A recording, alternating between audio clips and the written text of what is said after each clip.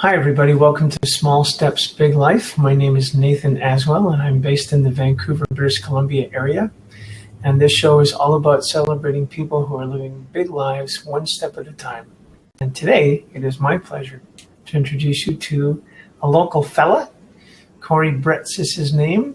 And Cory does some very interesting work, and I'm really happy to be sharing him with you today. Welcome, Cory. Thank you, Nathan. Always a pleasure to be in your presence, sir.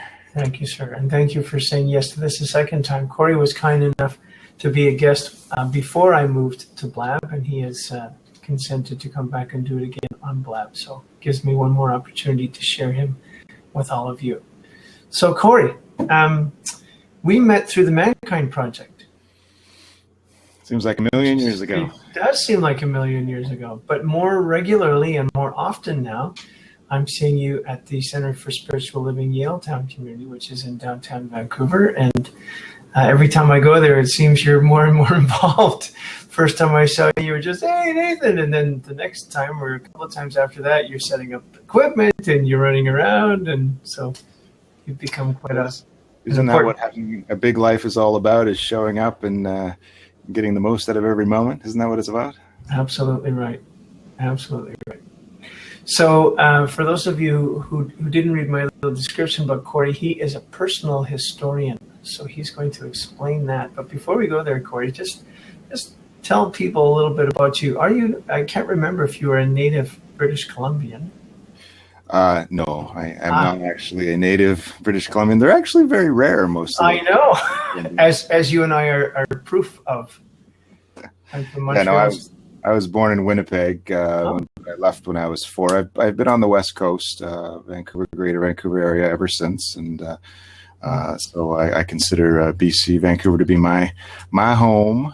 Cool. And a little bit about myself. I'm basically an artiste, but I'm also increasingly in the latter part of my life more of a strategist.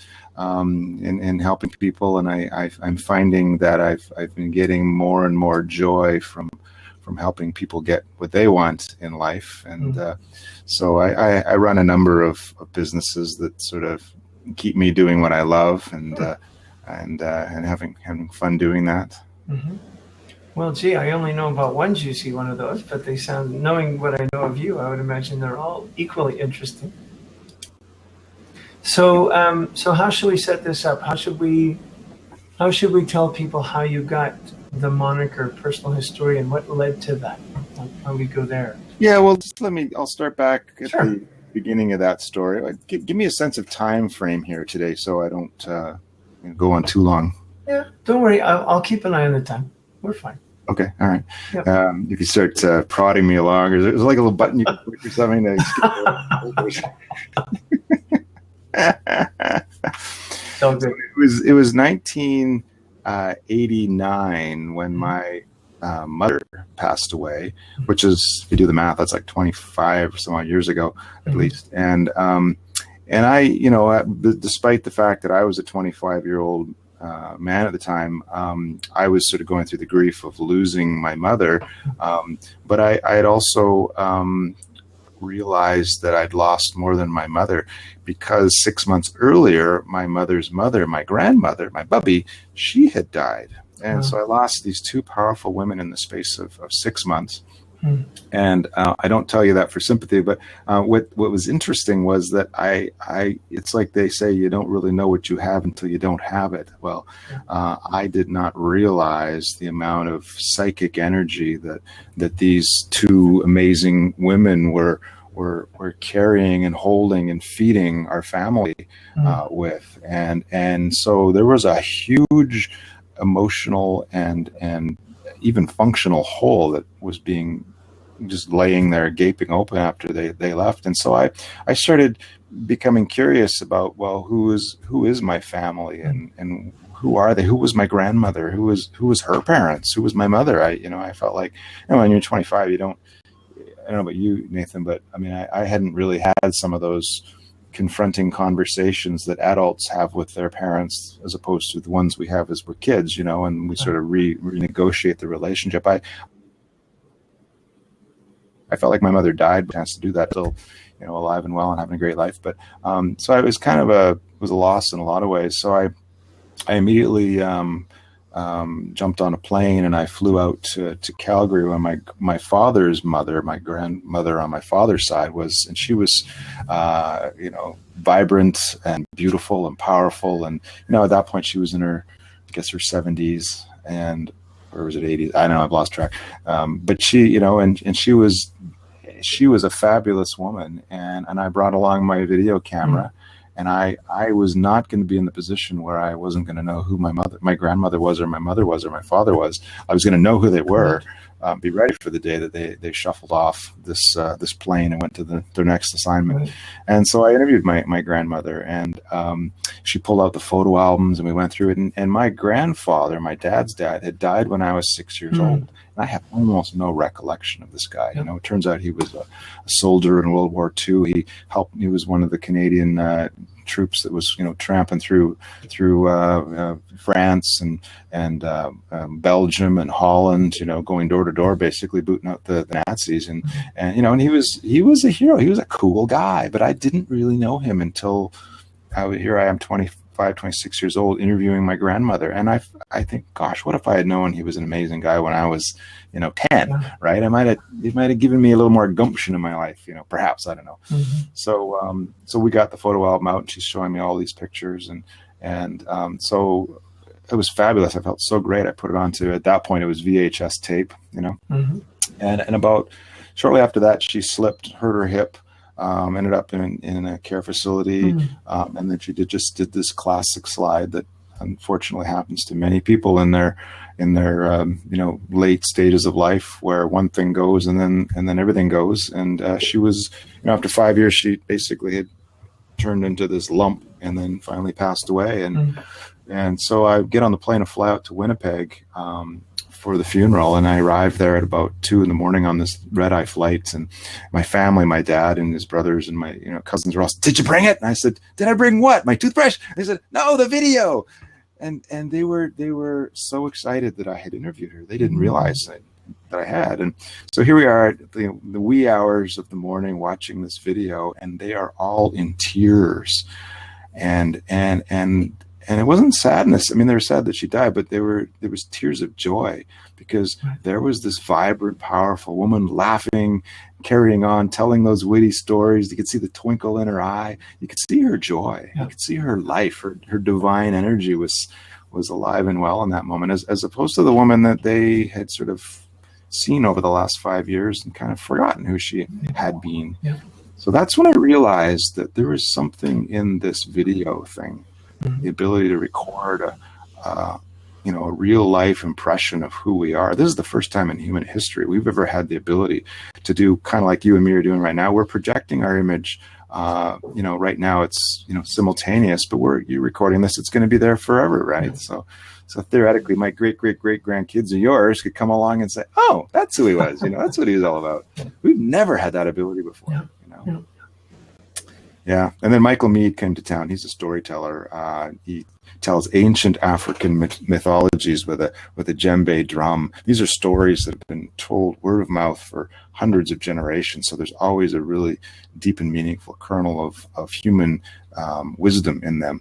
And but one of the things he said it was the job of the elders to bless the children, not the parents. Of course, at that point, I had a kid who was about 4 years old, and I'm clean up your room, put your toys away, do all that stuff. Later on, it was take out the garbage, and So as a parent, we're too busy trying to make them conform. Whereas Grandma comes along and she grabs the little kid by the cheek, says, "You're so cute, you're so beautiful," right? Like her and Grandpa can do that blessing that as parents we're too busy, we're working, So I realized that was missing in our society. When was it that the little grandkids were going to be sitting beside their grandparents, to be in their presence, to get that blessing, and even more importantly, to hear the story of their family? When? And even if they were together, usually what was going on is the same thing that's happening now. People are busily doing this. They're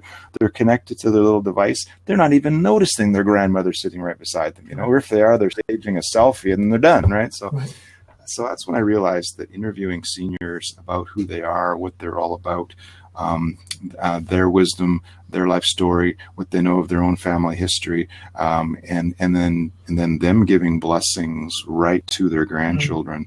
What I love about you, why I'm glad you've been in my life, the potential that I see in you, the thing that we have the most fun together and we laugh our guts out together. Like the blessings that can now be recorded and passed on across the world in advance. So that's kind of what I've devoted my life to doing for the last 20 years, pretty much, and it's spun off into doing some other things that have been helpful to people, and so I feel very, very, very joyous about it. Yeah. So take us back to, so you've had this experience with your own family, with your own baby, and then, okay, I've got to do this. And so what were your first steps in that? What did that look like? Just word of mouth, or how did you start to let people know? I think you mean to start the business? Is that what you're asking me? Yeah. My first steps were I think my first steps were to get myself out of my last job. I had gotten a job when I was a teenager, working for the federal government, and then over 15 years I'd worked myself up to a responsible position, a decent enough pay at the time, and benefits, all that kind of stuff. But I was bored, totally bored, and so the smallest step that was the most difficult was to get out of my chair at 10:27 on October 26, 1996, and walk out the door. Wow. And just say, I'm late for the rest of my life. I got to go. My boss is going, what are you doing? And that was terrible. I had a 2-year-old child at the time, and so I always, anytime someone says to me, what can I do to get started? And I say, well, you're going to have to let something go for one thing. You're going to have to make a bit of a sacrifice if you want to make room for the next thing, and it's so hard for us humans. We get a hold of something and we're not letting it go because, we all believe in lack and, scarcity, but there's no such thing. Yeah. So I guess and then when I finally decided what my business was about, I knew I had to market. And so you can't really do this anymore, but there used to be what they called a crisscross telephone book, and you go down to the public library and pick this thing up, and it was about this thick, right? And it had it was organized by street, and you could actually pinpoint a building, and all the phone numbers of all the people in that building were listed in the crisscross. Now you can do this on the web with some stuff these days, but I pinpointed 3 seniors' residences in a particular part of the Lower Mainland in Vancouver, and I proceeded to cold call the occupants of the suites of these buildings. Now, the kind of turnover they have in those seniors, residences, right? And so it was a numbers game. I talked to the story I remember, and I think it's true. I called about 100 people, and it was the 100th person who answered the phone when I said to her, I make these family history films, and I'd never made one yet other than one about my grandmother, right? And I said, but a little bit of fake it till you make it kind of thing. And she goes, oh my goodness, that's exactly what I've been looking for. Come right over. Wow. And I'm like, but because after 99 phone calls, I was starting to think, am I nuts? Am I in the wrong place at the wrong time, or is this just a stupid idea? And when I got there, she was absolutely thrilled. She had grandkids in other parts of the world, and she wanted to have tapes, back still VHS tapes in 1997 or 8, and she wanted these. She already knew what she was going to do with them. She had the bows all picked out to stick on them, So. Wow. And so you spent the afternoon with her, and then was it, and then she told people, and was it word of mouth after that, or no, lots more cold calls? No. What I learned over time was that, and then, as much as social media and the internet has changed drastically how we do things, there are certain things that have never changed, and that is that people do business with people, and so the trick is to be able to create your brand, is how we would say it in 2016, name, but your persona, Yeah. who you are, so that people understand who you are and what you bring, and more importantly, the benefit that you have to offer them, that'll solve the problem that's on their mind.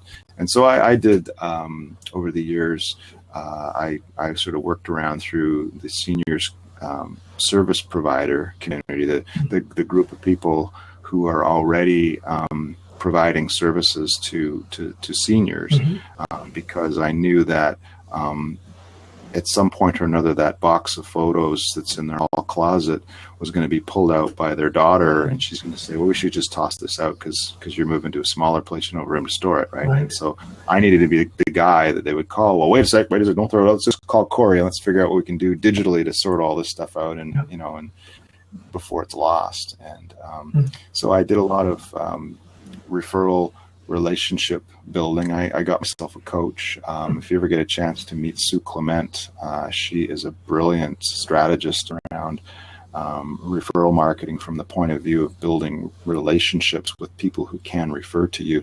And then I did a lot of business networking as well. I went to every business networking event in town looking for more referral partners, and that was very useful. I got very good at listening and understanding people, and over the years I've kind of evolved into the mindset that it's, you know, BNI will tell, Business Network International will tell you this is their trademarked motto, but it's this the golden rule. You know, it's called givers gain, and so I've been doing that my entire life, which is how can I help someone else get what they want. So I'm always going to networking events, just listening to the other business people saying, well, what are you looking for?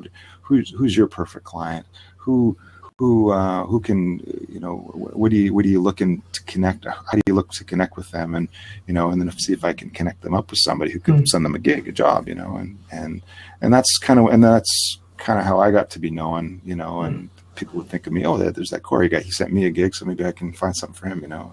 And so that was huge. And in more recent years, I've been working on learning how to use social media, you know, as well as it can be used, and even to the point I just completed a course on how to use Facebook advertising and Twitter advertising and Instagram advertising and LinkedIn advertising. 2016 is the most amazing time. I could never have imagined this, but we were able to pinpoint advertise to people with a huge degree of accuracy that's never been seen in human history before, other than grabbing someone by the collar and, you know, talking right to their face. We've never had this ability before. And so I'm excited because there's a bunch of other little businesses that I know of, and you know, companies and businesses that are trying to access certain markets, and they're having an okay time in the brick and mortar world, but they're not getting anywhere in social media land. And I actually think I know how to do it now. So I'm looking forward to being able to help some companies increase their sales with that, and help them get what they want, you know, and help their customers get the services that they're looking for. Right. Cool. Who helped you along the way, Cory? Who saw this vision and said, yeah, this is great, and I mean, obviously there's a lot of information that you got and which is ongoing, as you just mentioned, but were there people that just kind of from early on said, yeah, this is wonderful and I can do this, or people that just supported you when you thought I'm out of my mind, or whatever? How, you know, who were they? What did that look like? Yes. Yes, there were people who were supportive, but I will say, before I get to that, there was a whole bunch of other people who said, Cory, you're nuts. That's stupid. Just get a job. Just go and, you know, work somewhere. And I learned very early on that all those naysayers were really talking about themselves. They weren't talking about me. Right.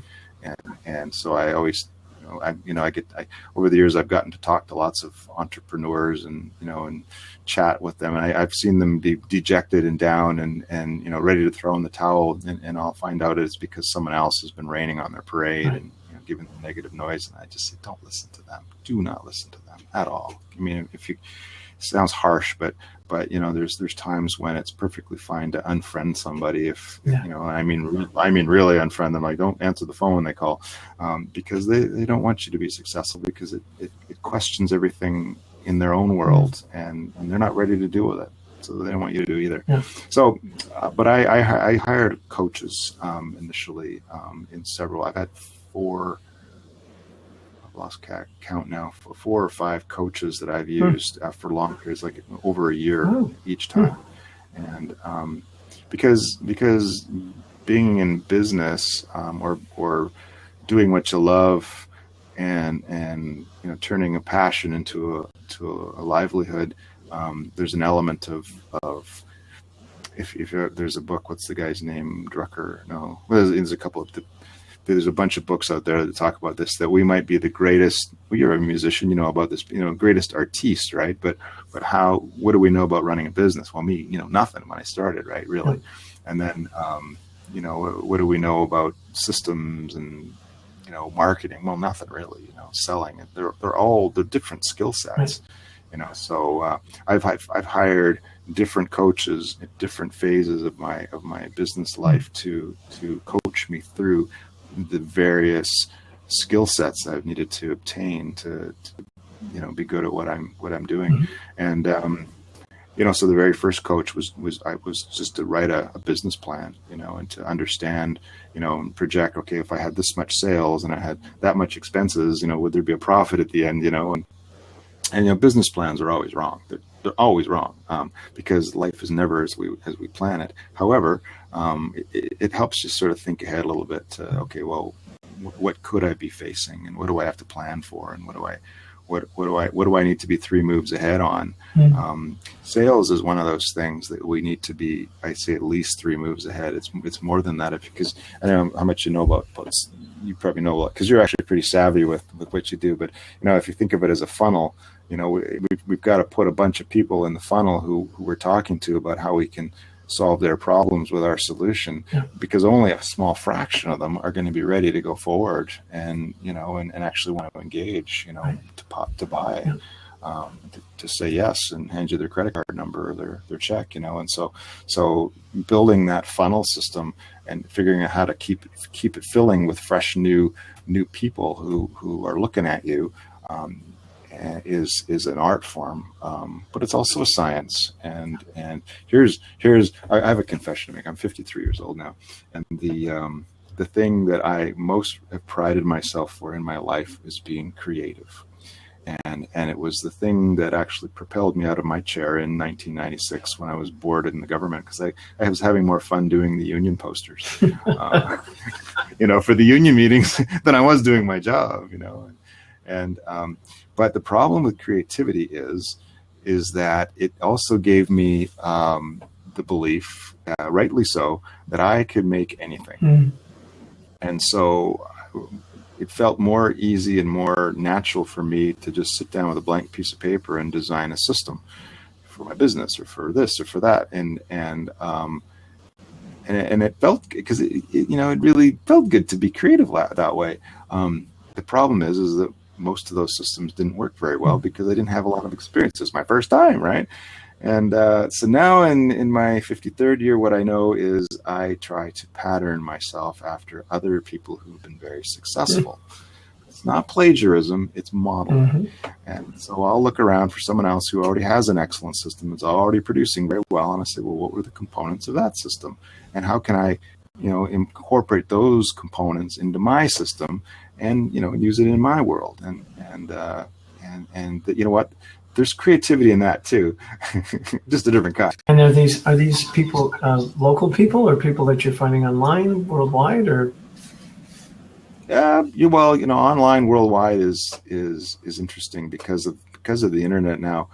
I have relationships with people, working business relationships, mentorship relationships, learning relationships with people, in other countries, and the U.S. more often. I was noticing that I'm even connecting up more frequently with people in Russia. It's just, who would have thought? It's a smaller world, I guess. Right? Or is it a bigger world? What's just small life, big world? Big life, small world. I don't know.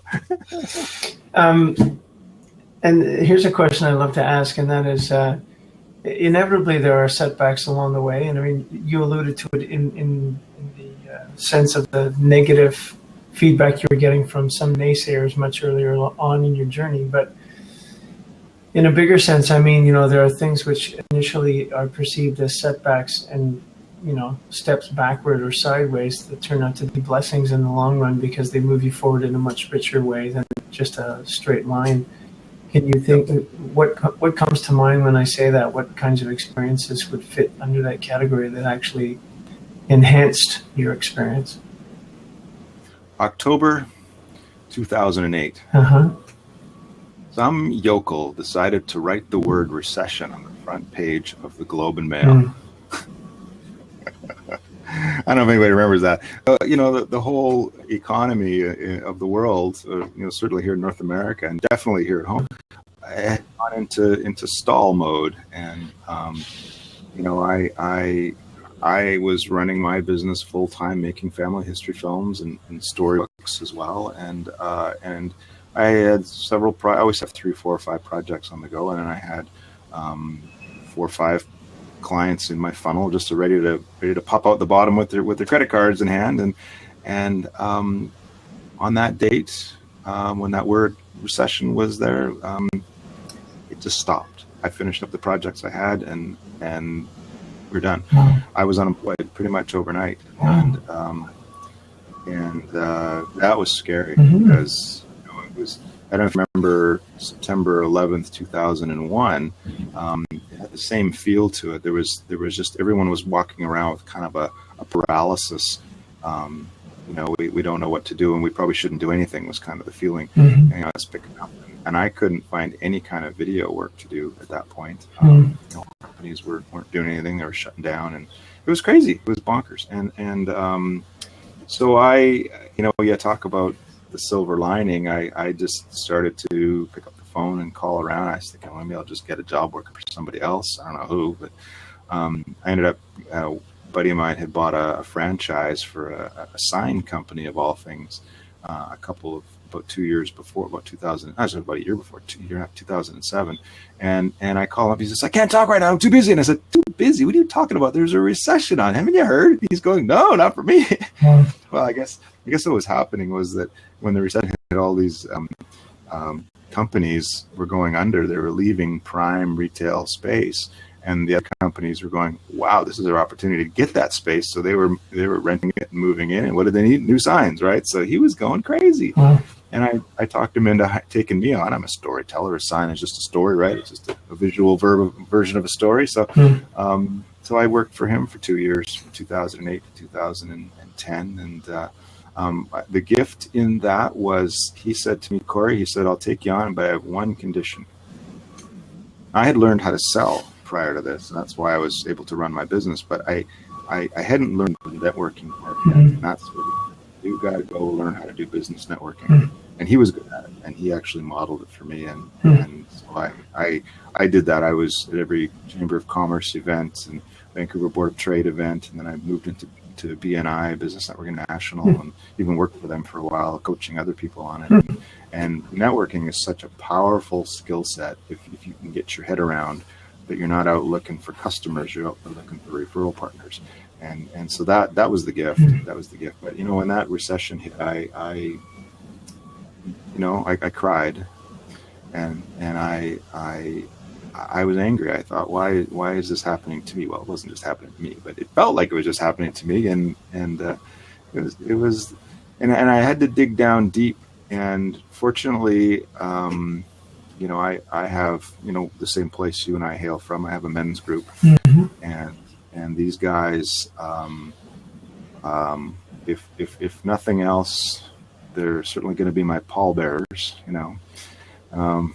but in the meantime, they listen to my grief and my angst and my pain and my sadness and my fears, and they'll give me some acceptance and some acknowledgement. And then when I'm ready, they will ask me to put my big girl panties on, and how can they support me in my next right step? And what illusions about myself do I have to let go of that aren't really true anyways? And what is really true about you, Cory? What is amazing about you? What talent did you bring to this planet that you've just forgotten about this week, right? And having those men doing that for me, that's since 1992.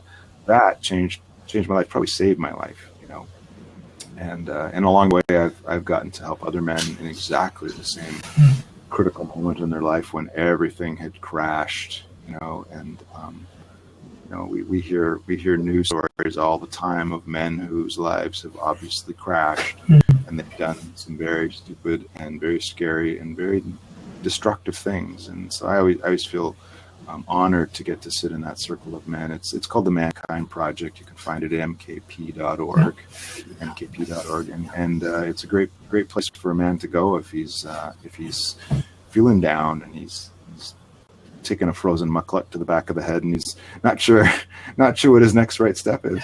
Good. I'm glad you mentioned that, and I will include that in the replay. Underneath the replay of the video, I will include the link to MKP as well as your site. You don't have any of your, I'm sorry I didn't ask you this before, Cory. Do you have any of your product, you talked about a storybook, is that the word you used? Mm-hmm. Do you have any nearby, handy? You mean, is that what you're saying? Yeah, something we could just look at. Yeah. Sure. Yeah. So I started with films, and they wound up, for the most part of my career, they wound up as DVDs on these discs, and these would be given out to people. And there's literally, I've done dozens and dozens of these family history films, and they get become family heirlooms, which is why my business is called Heirloom Films, which is heirloomfilms.ca, by the way, if you're looking.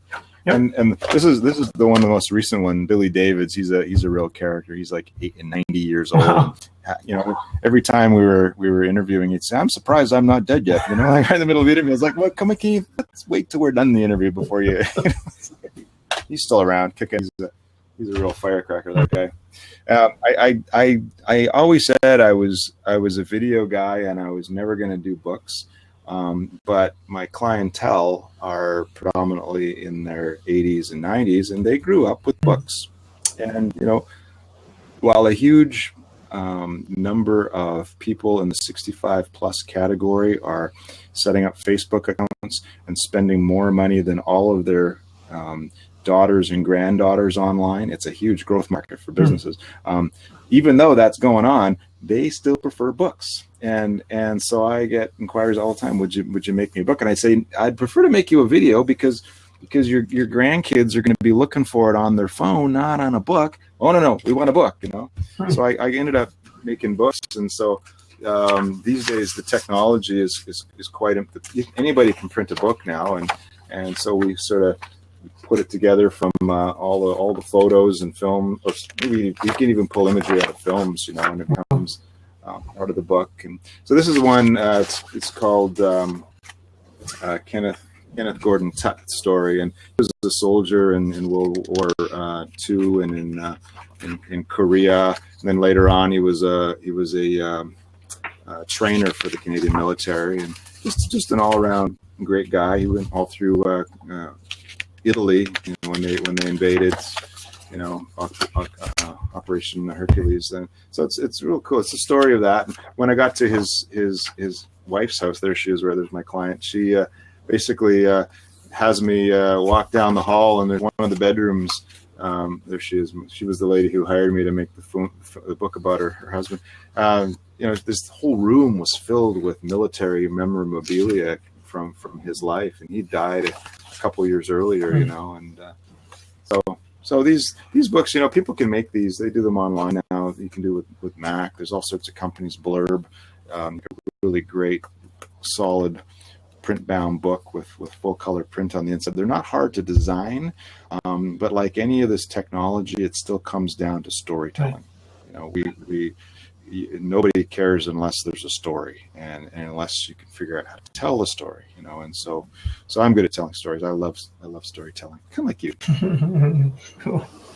So tell us a little more about the process. Someone says, Cory, this is a fantastic idea, come on over, and you set up your camera right away and just let them speak? Increasingly, yes. I used to sit down with a piece of paper and a pencil and try to write a few notes. And what I've noticed is everybody seems to be in a cotton picking hurry these days, and nobody waits for nothing. So increasingly, I've almost I've even times brought along, had them go in and put the microphone on the client before I even come through the door, and make sure the camera's rolling behind me, because they're telling me the story before I've even got my coat off, and I like, because then I can't. Did we record that or didn't we? I don't know, and so yeah, no. The way I look at it is my job is to reflect to the world, now and in the future, who this person is in their beauty, and so I record all of it, and most people, we do several interviews, sit down, and often in their living room or their comfy chair, and then we do several sessions where we're going through their visuals, usually their photo albums. Sometimes it's mementos, trophies, medals, whatever the sentimental stuff that they've gathered over their lifetime. And then it all gets put together digitally and becomes a film, a documentary film. It goes onto the web now. We put it onto Vimeo, and then they basically just send the link to their grandkids by email and or even text, and the kid can watch it on their phone. That's just an amazing thing. We have the ability to do now. How is there kind of a general length that seems to emerge out of your process? I mean, and it must be you must have an incredible amount of footage to sort through, and anyway, that's another question, I guess. But so no, right. It's my average client is about 80 years old. That's 8 decades of life to talk about, and it's a ton of material to sort through, and we but it's that's what I'm used to doing. It's the more clear we are about what the person wants to have shared when they're done, the easier it is to stay focused, and so I'll when we start going down a particular path, I'll say, is this really what you want to talk about? Because you said you want to talk about that other thing. Oh yeah, let's go back to that. Right. I act as the guide a little bit, because one of the things I keep hearing over and over again, especially amongst elders, is that they want to do this kind of stuff, but either A, they don't know how to write, they don't want to write, or they're too busy, or they just don't know what to say. And I don't believe that they don't know what to say. I just believe that they're not organized around how to say it, and so I just act as the tour guide. And the thing, we all think we're totally unique. We are not. We are more alike than we are different. And each person has had the same things. They all had a first birthday. They all went to school. They all got married, or had a relationship somewhere along the way. So most people had kids. If not, they were an aunt or an uncle. So there's always common things we can talk about. And my job is to help them get to it. One of the services I provide are memory hooks, and so what I'll do is to do some research, and I'll find all of the headlines on the newspapers for when someone was growing up, for example, and in their own town even, because that's the beauty of the internet, is a lot of these newspapers are now online. So I can actually pull up a headline that they actually saw when they were 5 years old, and the doors that opens, because we don't actually forget stuff. Our brain remembers almost everything, but we forget where we've stored it, and it's associative. So if we can figure out what unlocks that key, or that lock to that where we've stored it, it'll all come pouring out fresh as the day we remembered it, that it happened. And it's interesting as you say that. I think about people who are struggling with Alzheimer's, how usually there's a way that they connect to a part of their brain where they are youthful and they remember the songs, and to me it sounds like a parallel experience what you're describing, although I've never experienced it firsthand. What a smart thing to do. A few clients with all early stages of Alzheimer's or dementia, and it's a terrible thing for them to go through, and certainly for their family. Looking for the silver lining always. There is a brief period of time when they when actually all they want to do is, or what they tend to do is to be in their early years and to relive everything that that happened back. And most people find it irritating, but if you approach it the right way, it's a harvest of a story that no one will ever get as clear on as they are in the moment about it, And so I've heard some beautiful stories, and the emotion is also fresh for them in that, because they're reliving it almost. Yeah. And it is so sweet if you can find the love stories in it, Yeah. So you must over this last period of time, your listening skills must have been enhanced an incredible amount. My grandfather said, "Cory, you have 2 ears and 1 mouth. Let that be your guide." So it's like, okay, yeah, I learned how to listen. I think one of the things that got me into this business was that I wound up in my 20s not really understanding or not knowing what my purpose on the planet was, or who I was, or what I was here to do, or what life was about. Even I just didn't think I got it, and so I started asking people, and so I understood that I needed to shut my mouth and listen in order for them to get around to saying stuff like that. And then my grandfather gave me a practical lesson in this. My grandmother called him the stick for their entire married career together, and so she died in '88, and while he lived further till 97, 96. Yeah, just before I left my job, he died. Anyways, he hadn't talked much when they were together when she was alive. She did all the talking. She'd finish the sentence, so she'd command everyone, but he was quiet. And so I would go over to his house after she'd died, and I'd sit there. He would make me one Harvey wall banger. That's it, only one. And he and I would sit for hours, and I realized with him, because he was so used to shutting up every time someone opened their mouth, that my job was to keep my mouth shut. So I would just sit there quietly and sit Harvey Wallbanger. And then he would talk, and he would start to tell stories about his growing up, his family, his mother, his father, stuff I'd never heard before. But the minute I went, he'd stop talking. I'd have to wait again. Wow. What a gift he was. Huh. Yeah. Another question I wanted to ask you, Cory, is I'm assuming that you have had the opportunity to experience the power of what you do firsthand. Or have you? Like, have people, I don't quite know how to frame that, because you say it's all online now. Do you ever get a chance to witness what you have created, the impact that it has on your clients? The grandchildren or the whatever, like the mirror experience of what happened to you when you went back to Winnipeg all those years ago. Some. Well, I got to say it isn't. I haven't had as many of those experiences. They're very private family experiences, and I know that a lot of my clients, especially when they went on to DVD these movies, a lot of them would sort of hide them in their sock drawer until they thought it was the right time. But there was one occasion that actually several, but.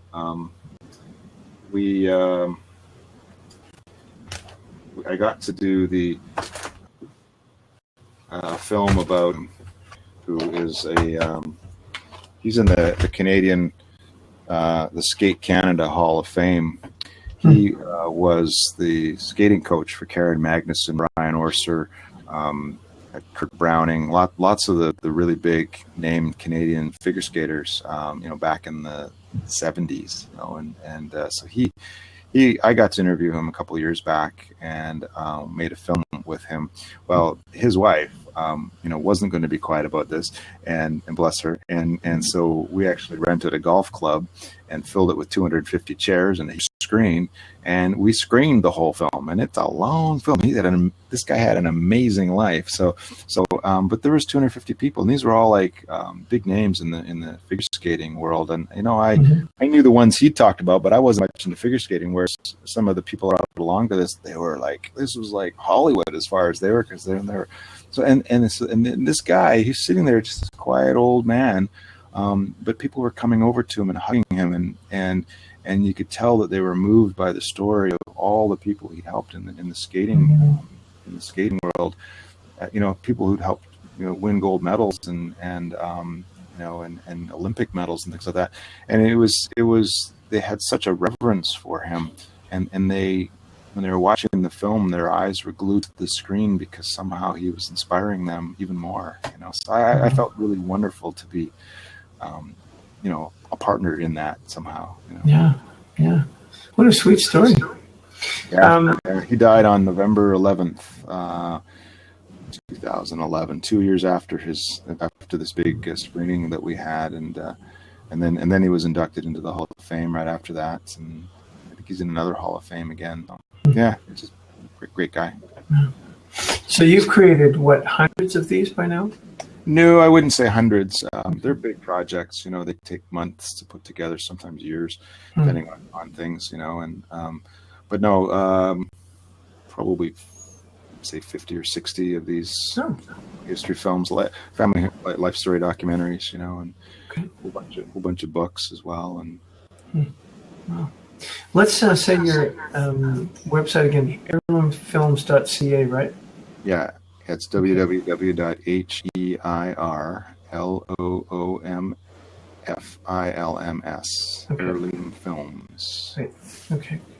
And on there, if people want to hire you, there's your contact information and your email address and phone number and all that jazz. Absolutely. Yeah. So I do consultations with people. I don't work with everyone.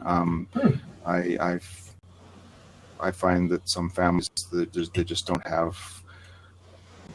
I'll just say it's a fit. It's a partnership because one of the things that people need to know is that if you want to have a documentary film about your life and your family and your family history, your ancestors to your descendants, it's going to take some effort on your part as well to tell the story, to find all the bits and pieces, to go through those boxes and get that photo that you want to wave around when we talk about your great grandmother. I don't know where it is and I can't find it for you. So it does take some effort.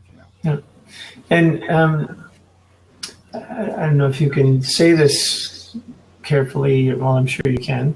You're a diplomat. No. I wasn't going to say that at all.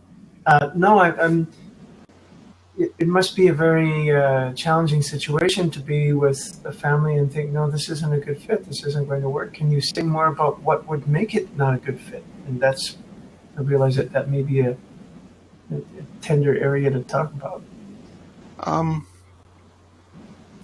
Well, sometimes it's money. Okay. I'll be plain and simple. And you're talking about, small steps, big life. I think if you want to have a big life and you want to be part of a big life is having a business, you need to actually make business decisions. So sometimes, some people are just not meant to be your clients, and one of those factors is they just don't have a budget. And so the earlier I learned that, the better off I was. There was a few people who had great stories, and I really, really wanted to be able to help them tell that story, but they couldn't pay me. And the problem with that is I have a child. I have an obligation. I've same expenses everybody else has. So how can I work free? I can't. Nobody can, right? So anyways, and then I think that the other thing is it really comes down to people need to be able to realize that they are telling their story to someone. And that's where the magic happens. So when a woman who's in her 80s tells her story, knowing that she's telling it to her great-grandchildren who aren't even born yet, versus the woman who tells her story unconscious of that fact, the one who knows it is magic and beautiful, and she'll even turn and talk to the camera to people who aren't even born yet, and it's just so beautiful. It's just, you just sort of know who people are. And other people can't really. They're not storytellers. The English language isn't their best friend, and they don't really know how to string words along in the right order. And I don't think sometimes I can help them very well. Okay. So what's coming? Like how many projects are you working on now, or are things rolling, or just where are you now and what's coming? Yeah, well, I've got three projects. One of them's almost finished, about to be released to their family, and I just finished a couple of corporate projects as well for a fundraising organization. That's always fun to do. Working on a few for some. I don't talk about this much, but I also do some landing page videos for businesses that business people are funny. They have the hardest time because they can't always speak about their business the most objectively because they're so emotionally attached to it, so I come along and I'm really good with writing the story and figuring out what's interesting to their audience, and now that I know how to do social media research and marketing, I can actually nail down exactly to the T exactly who their audience is. And it's like, what does that person care about, and that's the only thing we're going to talk about on your video, right? So I'll be doing some of that. And I guess my plan for my business is to be hiring a few more people because I just don't have the time in the day to do it all myself. And so that's going to be a 2016, 2017 project. I have one really good editor I work with, and she's very, very, very good at what she does. I'm blessed to get to work with her. And so it's people actually working on the content, not just people helping you with marketing or what have you. Yeah, Okay. exactly. Yeah, and then we've got another business that we've set up that's because the thing about my film business is it's transactional. It's no different than selling anything. You make a sale, you deliver a product, you get a check, and you're unemployed. So there's nothing residual about that. So we've set up another business that creates a long-term residual income that it's not transactional. We do one transaction and we get paid over and over and over and over again. And I've been looking for something I could do along with what I've been doing for years, since 2010, and it took a long time to find it. And so anyways, I'm really excited that we found something that's ethical and positive and helpful and team focused, and it fits perfectly in with my my mission of helping other people get what they want. Yep. And so I'm really excited for that, because it's going to give us the ability to be able to live. Our plan is to spend 3 months here in Vancouver, and 3 months in Mexico, 3 months in Hawaii, and 3 months in England. Nice.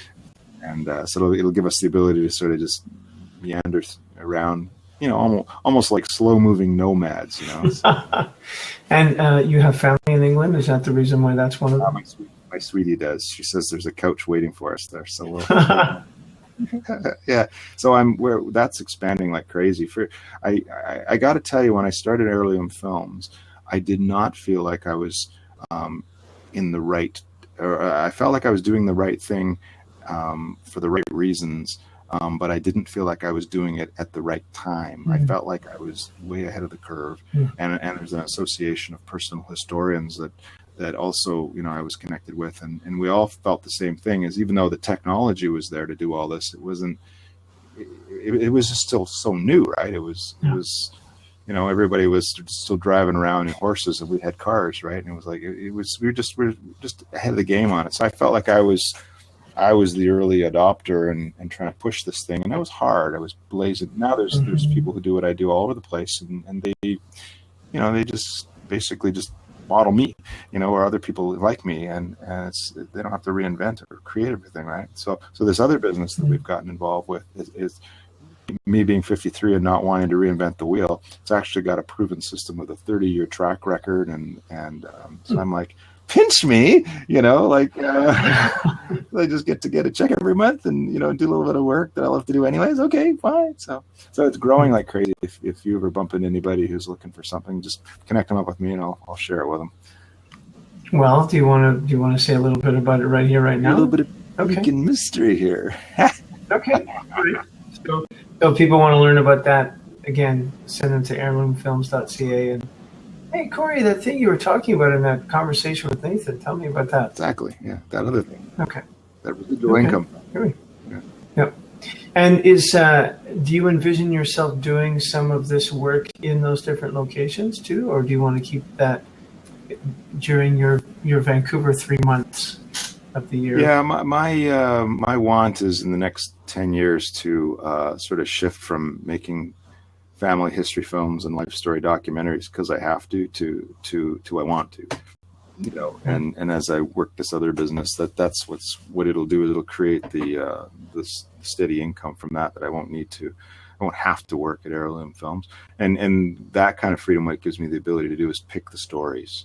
And I've never really wanted to be the documentary filmmaker that made films for just for fun, or just because they would sell tickets. And that wasn't me. I was never really attracted to the Hollywood filmmaking thing. It just seemed like a moneymaker to me. But there was I wanted something that was meaningful, something that would inspire the next generation. And so I think that's what I'm hoping to be able to do, is then go out and find the people that have lived amazing lives and not care whether they have a budget or not, but that's a few years ahead for me. I still need to make a living like the rest of them at this point. Like the rest of us mere mortals. Yeah. Cool. Okay. Well, thanks, Cory. Is there anything that I didn't ask you? Is there anything we did not say yet which you really want to make sure we share during this moment? Well, maybe to wrap up, I guess the thing that I listen for when I interview somebody, and when they're telling their life story, and we always get around to wisdom, and I think of wisdom as the harvest of this life of farming, this thing called being on Earth, and what I'm always listening for is what did they learn about how to live a good life. And I think what I've started to get and finally understand and finally even embody myself is that it's a choice. It is 100% a mind game, that we get to choose exactly how we feel and exactly what we do and exactly when we do it. And we get to create. We have the power of creation behind us. It created us, and it's in us. So we can create. And this is in the world. We look around, we see that people are doing it anyway. So I guess what I want to wrap with is having a big life. Some of the small steps are just simply believing in yourself, trusting yourself implicitly, having total faith that the world is abundant, and that you can create anything that you can imagine, and that you'll find a way to do it, and never, ever, ever, ever to give up. Beautiful. Well said, Cory. Thank you. It's a great note to end on. Well, I appreciate you making the time for this round 2 conversation. And as I've mentioned earlier, as we both mentioned earlier in this conversation, the 2 websites that we'd like you to know about. Cory's website is heirloomfilms.ca. And we also talked briefly about the Mankind Project for the men who are listening, and for the women who know that the men who are listening might be in need of something like that. mkp.org, I believe, is the website. But I will include the link for the both of these underneath the replay, which will be up on YouTube within the next few hours. So thank you for those who watched in real time. Thank you, Cory. Love and blessings to you, brother, for sharing your story. Thank you, Nathan, for bringing you. I always love your music, especially, and of course some of the shows you've put together are amazing with Small Steps, Big Life, and the speakers you've had on. But I just love being in the audience when you're performing music. I feel like it fills my whole existence with joy. So thank you. Wow. Thank you, Cory. I appreciate that. And thank you, Evelyn, for your kind words and for being a part of us, too. For those of you who are watching this a little further down the road, I hope that you're well fed by this, and that you share it with as many people as you can. I'm always on the lookout for people who are living big lives one small step at a time. So if you have any suggestions for guests, please feel free to email me at nathanaswell@me.com. And remember to spell Nathan with an E, NATHENASWELL. Love and blessings to you all. Love to you again, Cory. Thank you, Nathan. See you soon, brother. Okay. Bye.